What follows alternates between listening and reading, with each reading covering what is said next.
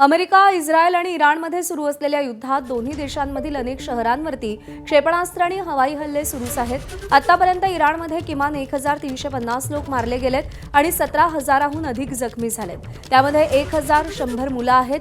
दरम्यान इस्रायलने लेबनॉनवर आपले हल्ले तीव्र केलेत, ज्यामध्ये आतापर्यंत 687 लोकांचा मृत्यू झालाय। UNHCR नुसार इराणमध्ये 3.25 लाख लोक विस्थापित होतील। अमेरिकेने पहिल्यांदाच इराणविरुद्ध 15 टन वजनाचे बॉम्ब देखील वापरलेत। दरम्यान इराणी क्षेपणास्त्रांनी तेल अवीव, हैफा, बेत शेमेश आणि बेरशेबासह अनेक इस्रायली शहरांना लक्ष्य केलंय, ज्यामध्ये 14 ते 16 लोकांचा मृत्यू झालाय। हजारो जखमी झालेत, तर तेल अवीवच्या आसपासच्या भागातही अनेक जणांचा मृत्यू झालाय। IRGCने इराकमध्ये अमेरिकन तेल टँकरवर समुद्री ड्रोन हल्ला देखील केलेला आहे। 28 फेब्रुवारीला इराणमधील मिनाब शहरातील शजराह तय्यब या प्राथमिक शाळेवरती झालेला क्षेपणास्त्र हल्ला अमेरिकेच्या चुकीमुळे झाल्याची शक्यता वर्तवली गेली आहे। अमेरिकेतील वृत्तपत्र द न्यूयॉर्क टाइम्सने या संदर्भात वृत्त दिलंय। प्राथमिक चौकशीनुसार अमेरिकन सैन्य इराणच्या नौदल तळावरती हल्ला करण्याच्या बेतात होतं, मात्र लक्ष्य निश्चित करताना जुना आणि चुकीचा टार्गेटिंग डेटा वापरला गेला आणि त्यामुळे डागण्यात आलेलं क्षेपणास्त्र शाळेच्या इमारतीवर जाऊन आदळलं। अहवालानुसार ज्या इमारतीवरती हल्ला झाला ती इमारत पूर्वी सैनिकी परिसराचा भाग होती, नंतर तिला शाळेत रूपांतरित करण्यात आलं होतं। या हल्ल्यामध्ये किमान 175 जणांचा मृत्यू झाल्याची शक्यता आहे।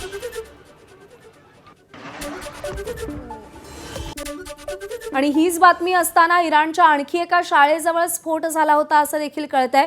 28 फेब्रुवारी रोजी इराणच्या क्वाझविन भागातील रेजा एलिमेंटरी शाळेतलं CCTV फुटेज आता समोर आलंय। NBC नुसार इराणच्या रेजा शाळेपासून काही अंतरावरती मोठा हल्ला झाला होता आणि हल्ल्यामुळे काही काळ लहान मुलं बिथरल्याचं चित्र या CCTV मध्ये रेकॉर्ड झालेलं आहे। त्याच दिवशी इराणच्या मिना प्रांतातील शजरेह तैयबेह मुलींच्या शाळेवरील US स्ट्राईकमध्ये 160 पेक्षा लहान मुलींचा दुर्दैवी मृत्यू झाला।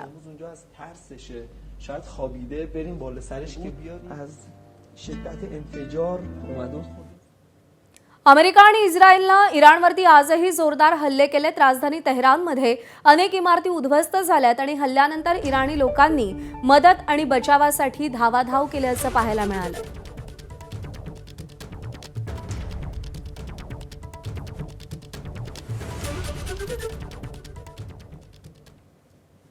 अमेरिका इराण युद्धाचा आजचा 14वा दिवस आहे। इराणचे सर्वोच्च नेते मोज्तबा खामेनेंनी मोठं वक्तव्य केलंय। होर्मुझची सामुद्रधुनी बंदच राहणार असल्याचं त्यांनी ठणकावून सांगितलंय। तसंच शत्रूचे मनसुबे हाणून पाडण्यासाठी सगळ्या जनतेनं एकजुटीनं उभं राहण्यासाठी आवाहन केलंय। मिनाबमधील शाळेतील निष्पापांच्या बळींचा बदला घेतल्याशिवाय इराण शांत बसणार नाही असा इशाराही खामेनेंनी दिलाय। तर मोज्तबा यांनी इराणी लोकांना यावर्षीच्या कुद्स दिनाच्या मिरवणुकीत मोठ्या संख्येनं सहभागी होऊन शत्रूला इराणची ताकद दाखवा असं आवाहनही केलं।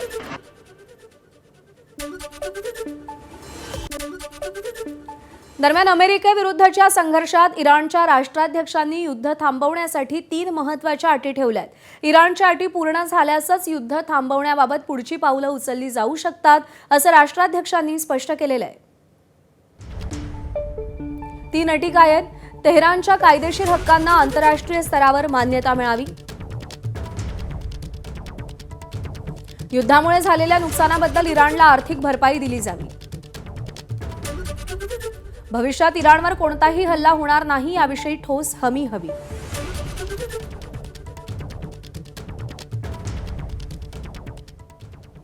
आणि यानंतर पुन्हा एकदा महत्त्वाच्या बातम्यांचे सविस्तर अपडेट्स। इराणनं होर्मुझच्या सामुद्रधुनीतून काही देशांच्या जहाजांना मोकळीक दिली आहे असं इराणच्या उपपरराष्ट्र मंत्र्यांनी म्हटलेलं आहे।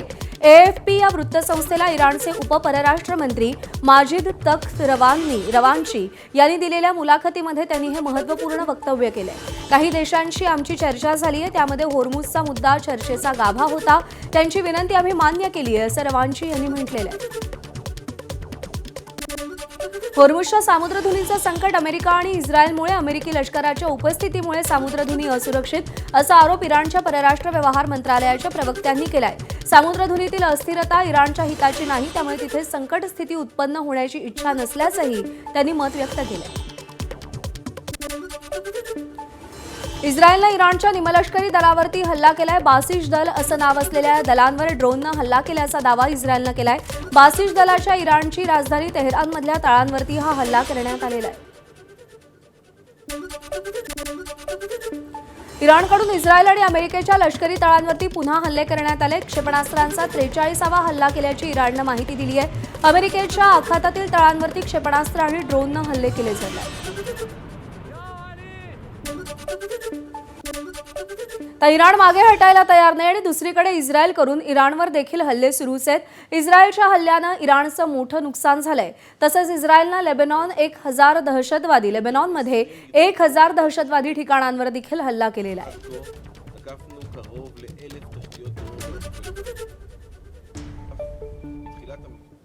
लढाऊ विमानांमध्ये इंधन भरणारं अमेरिकेचं विमान जमीनदोस्त करण्यात आलंय. इराकच्या बसरामध्ये अमेरिकेचं K-135 विमान पाडण्यात आलंय. इराकमधल्या इराणप्रेमी गटाचा अमेरिकेचं विमान पाडल्याचा दावा समोर आलेला आहे. लढाऊ विमानांमध्ये हवेतच इंधन भरलं जायचं ते विमान जमीनदोस्त करण्यात आलेलं आहे. इराकमधल्या इराणप्रेमी गटानं हा दावा केलेला आहे. लढाऊ विमानात इंधन भरणारं अमेरिकेचं विमान जमीनदोस्त करण्यात आलेलं आहे.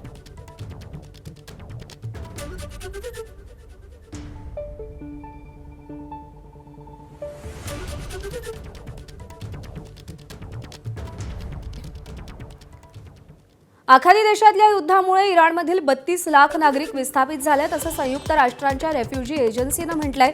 बहुतांश नागरिक तेहरान आणि इतर प्रमुख शहरांमधून देशाच्या उत्तरेकडील भागात किंवा ग्रामीण भागात पळून गेलेत असं UNHCRचे प्रवक्ते बाबर बलोच यांनी सांगितलंय.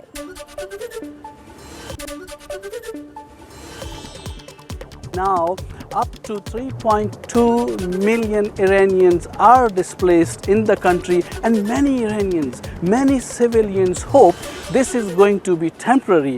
But worries are, as this escalates and as this goes on, many more people would be affected. Our worries are also for the Afghans that are already seeking refuge inside Iran. We have 1.65 million Afghan refugees that UNHCR has been taking care of. We are also worried about that. They are in a panic mode.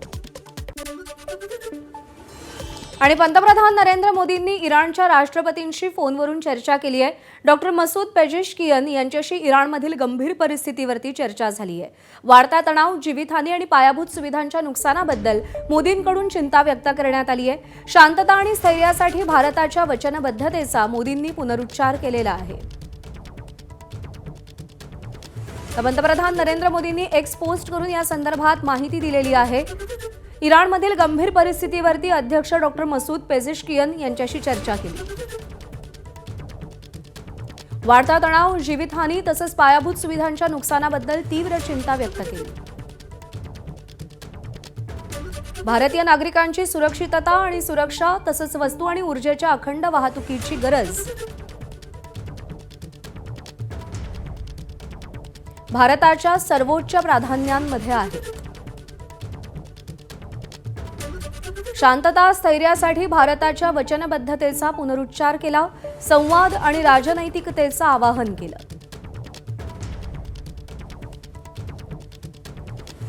आखातात सुरू असलेल्या युद्धाबाबत पंतप्रधान मोदींनी महत्त्वाचं भाष्य केलंय. युद्धामुळे संपूर्ण जगावर संकट आहे आणि तरीही भारतावर सर्व जगाच्या नजरा आहेत आणि त्यामुळे या कठीण काळात शांती आणि धैर्यानं आपल्याला परिस्थितीचा सामना करावा लागेल असं मोदींनी म्हटलंय.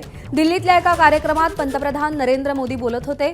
LPGच्या पुरवठ्यावर काही लोक गैरसमज निर्माण करत असल्याचा आरोप त्यांनी केलाय आणि असं असलं तरी कोणत्याही संकटाचा सामना करण्यासाठी आपण सज्ज आहोत असं मोदी म्हणाले. आजकल बहुत चर्चा LPG को लेकर हो रही है. कुछ लोग हैं जो पैनिक क्रिएट करने का प्रयास कर रहे हैं. मैं इस समय उन पर राजनीतिक टिप्पणी नहीं करना चाहता, लेकिन इतना जरूर कहूंगा कि ऐसा करके वो जनता के समक्ष खुद को एक्सपोज हो ही रहे हैं, पूरे देश का भी बड़ा नुकसान कर रहे हैं. और हम अलग अलग स्तरों पर प्रयास कर रहे हैं। बीते दिनों दुनिया के कई देशों के शीर्ष नेताओं से मेरी इसको लेकर बातचीत हुई है। सप्लाई चेन में जो बाधाएं आई हैं, उससे हम कैसे पार पाएं, इसके लिए भी निरंतर प्रयास चल रहे हैं। इस युद्ध ने पूरे विश्व को बहुत बड़े ऊर्जा संकट में धकेल दिया है। साथियों, ऐसी विकट परिस्थितियों में बहुत अहम है कि एक देश के तौर पर हम इसका मुकाबला कैसे करते हैं। शांति के साथ, धैर्य के साथ हमें परिस्थितियों से निपटना होता है। जन विश्वास बढ़ाकर जनता को जागरूक करते हुए हमें चलना होता है और इसमें हर किसी की भूमिका होती है। आणि यानंतर आपण पुढची बातमी पाहूयात। आखाती देशात सुरू असलेल्या युद्धाचा फटका आता भारतीय स्वयंपाकघराला बसत असल्याचं दिसतंय आणि याच पार्श्वभूमीवरती एलपीजी गॅस पुरवठ्यासंदर्भात निर्माण झालेल्या अनिश्चिततेच्या वातावरणात केंद्र सरकारनं सिलेंडर बुकिंगच्या नियमांमध्ये मोठे बदल केले। नव्या नियमानुसार ग्रामीण भागात आता 45 दिवसांनंतरच एलपीजी सिलेंडर बुक करता येणार आहे, तर शहरी भागात 25 दिवसांचं अंतर ठेवून बुकिंग करता येईल। केंद्रीय मंत्री हरदीप सिंग पुरी यांनी संसदेत ही माहिती दिली। यापूर्वी देशभरात सिलेंडर बुकिंगसाठी 21 दिवसांचा कालावधी निश्चित होता, जो अलीकडे 25 दिवसांपर्यंत वाढवण्यात आला होता। आता ग्रामीण आणि शहरी या दोन्ही भागांसाठी वेगवेगळी कालमर्यादा ठरवण्यात आलेली आहे। Hence, in the last 5 days, LPG production has been increased by 28% through refinery directive, and further procurement is actually underway. Modi government's foremost priority is that the kitchen of India's 33 crore families, especially the poor and the underprivileged, do not face any shortage. Domestic supply is fully protected and the delivery cycle is unchanged. The standard time for booking to delivery for domestic LPG cylinders remains 2.5 days, unchanged from pre-crisis norms. Nashik जिल्ह्याच्या येवल्यात व्यावसायिक गॅसच्या तुटवड्यामुळे hotel व्यावसायिक अडचणीत सापडलेत। सध्या hotel व्यावसायिकांकडे केवळ 1 ते 2 दिवस पुरेल इतकाच गॅस साठा शिल्लक असल्याचं सांगितलं जात आहे। हा साठा संपल्यानंतर हॉटेल बंद करण्याची वेळ येण्याची शक्यता व्यक्त केली जाते आणि हॉटेल्स बंद पडल्यास इथं काम करणाऱ्या शेकडो वेटर आणि कारागिरांवरती उपासमारीची वेळ येऊ शकते, अशी चिंता हॉटेल व्यावसायिकांनी व्यक्त केली आहे। 2 दिवस पुरतील तेवढा साठा आमच्याकडे शिल्लक आहे। तर जर 2 दिवसात आम्हाला गॅस नाही भेटलं तर आम्हाला दुकान बंद केल्याशिवाय काय पर्याय आमच्याकडे नाही। आता जर आम्हाला गॅस नाही भेटलं तर आमचे काम करणारे कर्मचारी आहेत त्यांच्याही उपाशी मरतील अशी परिस्थिती त्यांच्या कुटुंबियांना येणार आहे। पुढे जर गॅस नाही भेटलं तर आमची दुकान बंद केल्याशिवाय काही पर्याय नाही, तर आम्ही चुलीवर काहीतरी दुसरं काही पर्याय शोधू, पण त्याचे काय आम्हाला समाधान वाटणार नाही। आणि आखातामध्ये युद्ध सुरू असताना इकडे पाकिस्ताननं पुन्हा मध्यरात्री अफगाणिस्तानवर हल्ला केला। मात्र अफगाणिस्तानाच्या लष्करावर हल्ला करण्याऐवजी पाकिस्ताननं नागरी वस्त्यांना लक्ष्य केलं।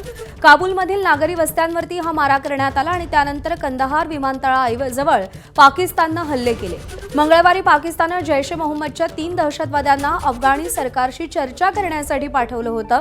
मात्र चर्चा निष्फळ ठरल्यावर पाकिस्ताननं पुन्हा हवाई हल्ले सुरू केलेले आहेत।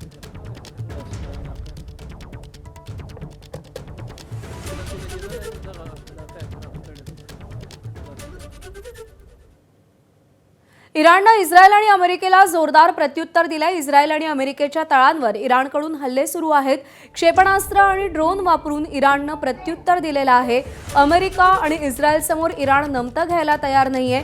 इस्रायल आणि अमेरिका इराणवरती हल्ले करतायत, तर इराण देखील या हल्ल्यांना जशास तसं प्रत्युत्तर देताना आपल्याला दिसतोय आणि त्यामुळे क्षेपणास्त्र आणि ड्रोनद्वारे इस्रायल आणि अमेरिकेवरती इराणनं हल्ले सुरू ठेवलेले आहेत।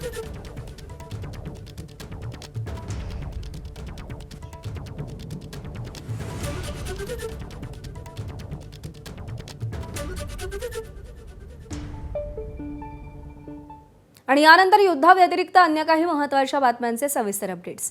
बीडच्या केज तालुक्यातील सरपंच संतोष देशमुख हत्या प्रकरणातील आरोपी जयराम चाटे आज सकाळी 9 वाजता एका दिवसासाठी जेलमधून बाहेर पडणार आहे। त्याचे दिवंगत बंधू श्रीराम चाटे यांच्या 12व्या दिवसाच्या धार्मिक विधीसाठी मकोका विशेष न्यायाधीश VH पाटवदकर यांनी पोलीस बंदोबस्तात उपस्थित राहण्याची परवानगी दिली आहे। आरोपी जयराम चाटे याचा धाकटा भाऊ श्रीराम चाटे यांचं 2 मार्च 2026 रोजी तांबवा इथं निधन झालं। श्रीराम हे वयाच्या 6व्या वर्षापासून दिव्यांग होते।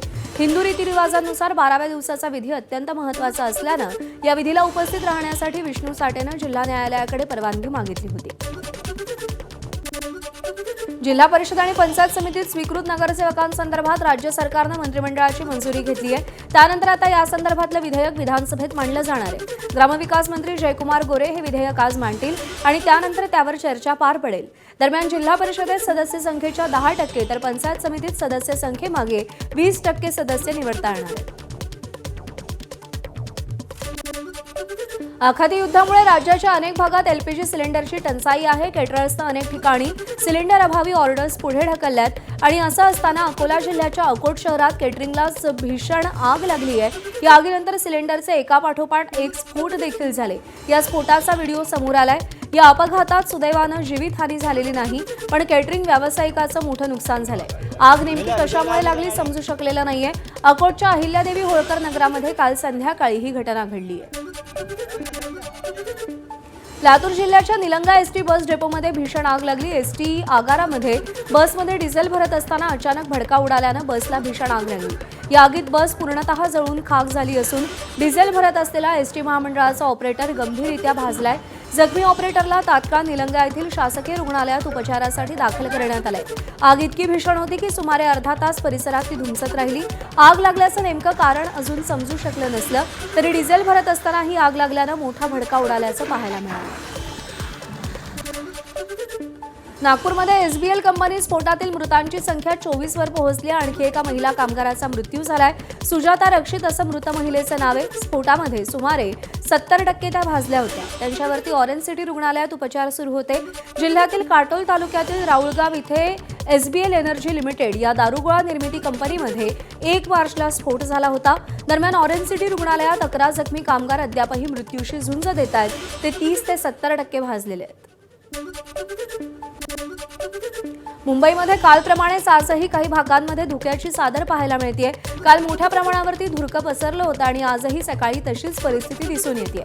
विशेषतः पवई तलाव परिसरात धुरक्याचं प्रमाण जास्त असल्याचं दिसतंय। आढावा घेतला ईशान देशमुख यांनी। सलग आज दुसऱ्या दिवशी मुंबईमधल्या अनेक भागांमध्ये धुक्याची चादर ही आपल्याला पाहायला मिळते। सध्या मी पवई तलाव या परिसरामध्ये आहे। आपण बघू शकतो कशा प्रकारे धुक्याची चादर ही संपूर्ण या तलाव परिसरामध्ये आपल्याला पाहायला मिळते। थेट आपल्याला समोरच्या इमारती देखील दिसू शकत नाहीये। त्यामुळे कुठेतरी हे धुकं काय येतंय हे समजणं अत्यंत महत्त्वाचं आहे। काल हवामान खात्या विभागाकडून सांगण्यात आलं की घाबरण्याची कोणतीही गोष्ट नाही। हे ज्या प्रकारे आता वातावरण बदल आहे त्याच्यामुळेच ही धुक्याची चादर ही सध्या मुंबईच्या अनेक भागांमध्ये पाहायला मिळते। यामुळे नागरिकांना देखील त्रास होत आहे, त्याचसोबत वाहन चालकांना त्रास होत आहे। ज्यावेळेस वाहन चालवतो त्यावेळी समोरच्या वाहनं दिसत नाही अशी देखील काही भागांमध्ये परिस्थिती आहे। त्यामुळे हे धुकं किती वेळ राहतं आणि किती वेळ याची तीव्रता राहते हे देखील बघणं अत्यंत महत्त्वाचं राहील। सध्या मी दाखवू शकतो की समोरच्या इमारती देखील आपल्याला या धुक्यामुळे दिसत नाही आहेत। अनेक मोठमोठे हाय टॉवर्स ह्या समोर आहेत, पण या धुक्याच्या चादरीमुळे आता हे टॉवर देखील दिसणं हे अत्यंत कठीण झालं आहे। त्यामुळे अनेक भागांमध्ये मुंबईच्या सलग दुसऱ्या दिवशी देखील धुक्याची चादर आहे। कॅमेरामन विजय देसाईसह ईशान देशमुख, ABP माझा, मुंबई। ABP माझा, उघडा डोळे बघा नीट।